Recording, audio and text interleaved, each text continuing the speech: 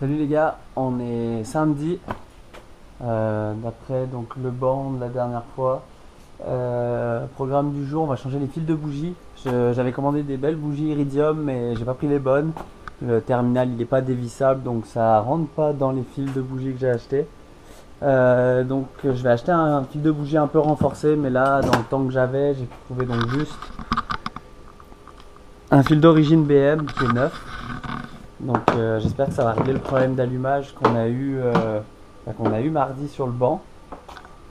Et puis de toute façon, on va voir ça dans la suite de la vidéo si ça fonctionne ou pas. Et puis on verra.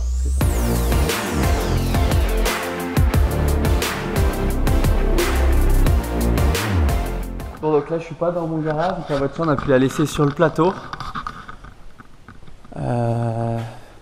Il n'a pas descendu, j'ai juste les fils de bougie à changer pour l'instant, puis vérifier quelque chose sur la descente d'échappement. Mais le plus simple c'était de pas la bouger, et puis vu ce que j'ai à faire, parce que comme ça on repart lundi, tout est prêt, et en espérant que ça marche. Panne aussi, donc j'ai pas trop parlé la dernière fois, parce que bon, on n'a pas trop eu le temps. La batterie se chargeait plus, donc on pensait que j'avais un problème d'alternateur. Sauf que quand j'ai enlevé le dash, le tableau de bord d'origine, on va dire le dash de la BM, il y a une petite ampoule de batterie qui passe sur l'excitateur de l'alternateur. Problème que je n'aurais jamais trouvé, mais vraiment là ça sortait vraiment de mon domaine de compétence, on va dire.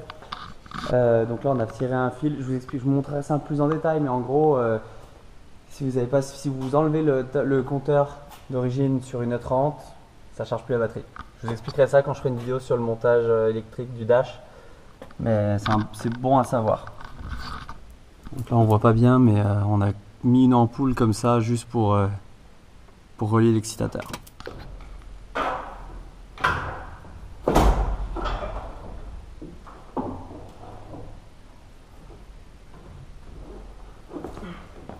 Donc voilà, je vais tout débrancher. Donc là il y a le distributeur qui est ici, on voit pas très bien, il n'y a pas beaucoup de lumière.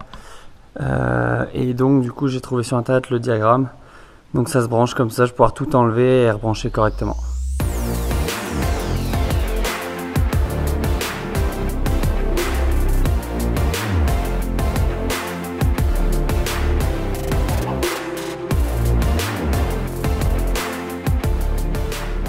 En gros, voilà pourquoi je change mes fils de bougie aussi. Voilà ce qui se passe.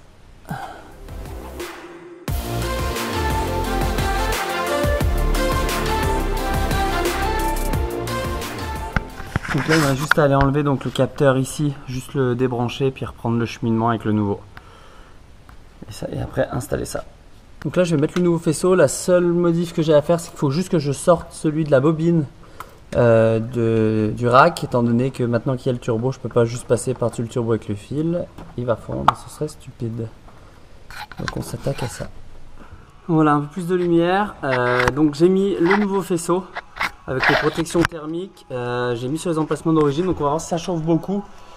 Et dans ce cas là, je referai un montage un peu différent. J'ai remis le capteur, j'ai changé un peu le fonctionnement, enfin pas le fonctionnement mais le cheminement, rebrancher la bobine.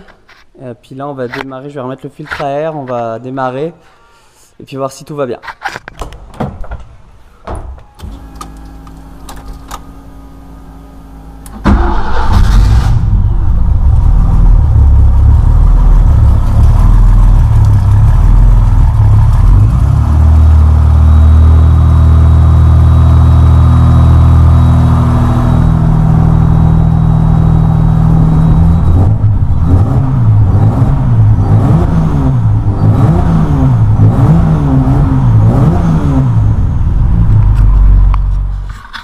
Voilà, tout a été testé, ça devrait fonctionner, en espérant que ça fonctionne bien. Donc lundi après-midi on y retourne et puis on se retrouve là-bas.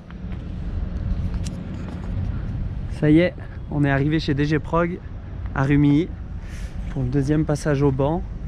On verra, j'espère que tout va fonctionner, ce qu'on a fait sur le moteur.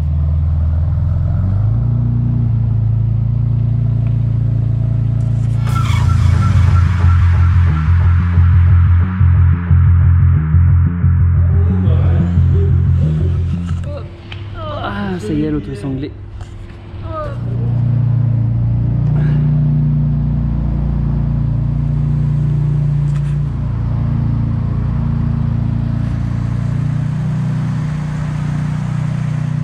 Mimi, c'est quoi les pronostics? C'est quoi les pronostics? Si on arrive à 180 chevaux, c'est beau.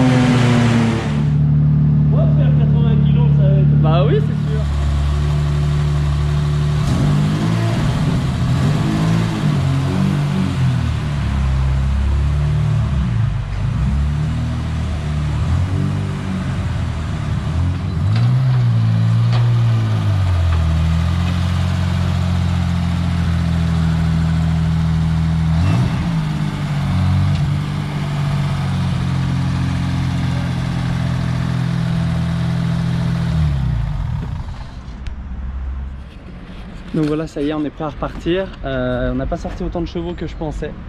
On est à 310 aux roues. Bon, les conditions n'étaient pas les mêmes, logiciel différent, ça peut jouer. On a toujours autant de couple, mais beaucoup plus tôt. Comme vous avez vu, la voiture, elle spinait sur le banc. Donc bon, je me dis qu'il y a plus de couple, donc c'est un bon signe. Et on se voit le 8 au budget. À la prochaine.